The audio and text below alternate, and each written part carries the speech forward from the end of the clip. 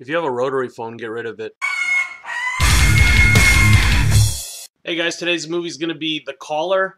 It's a horror movie, came out in 2011, and it's available now on Netflix Instant. That's why I'm making a video about it. So The Caller, it's basically this girl, she winds up divorcing her husband, and it takes place in San Juan, Puerto Rico. I'm not really sure why, maybe because they use rotary phones still in Puerto Rico, I don't know. But whatever, it takes place in Puerto Rico, so it's kind of interesting right there.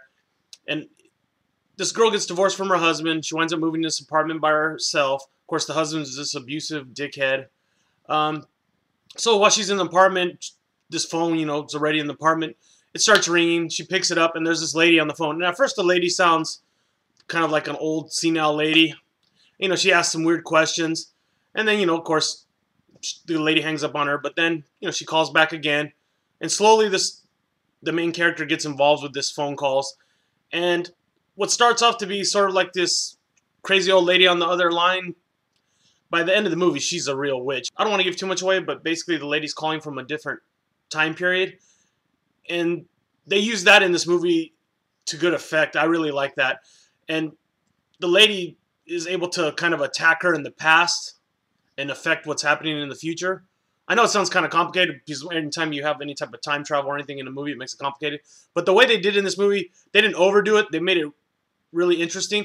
One of the co-stars in this movie is Stephen Moyer, and you might know him from True Blood. It's Bill Compton. And the main actress, Rachelle Lefevre, she's been in a few things. She was in some of the Twilight movies. She's really good. So overall, it's a pretty good movie.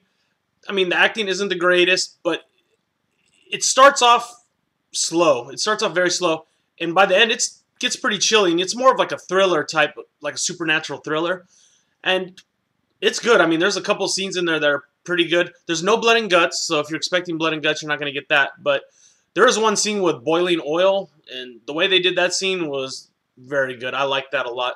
So that's a little teaser for you. So check the movie out. It's on Netflix Instant. I'm going to give it 3 out of 5 stars, but it's a solid, really solid 3 out of 5.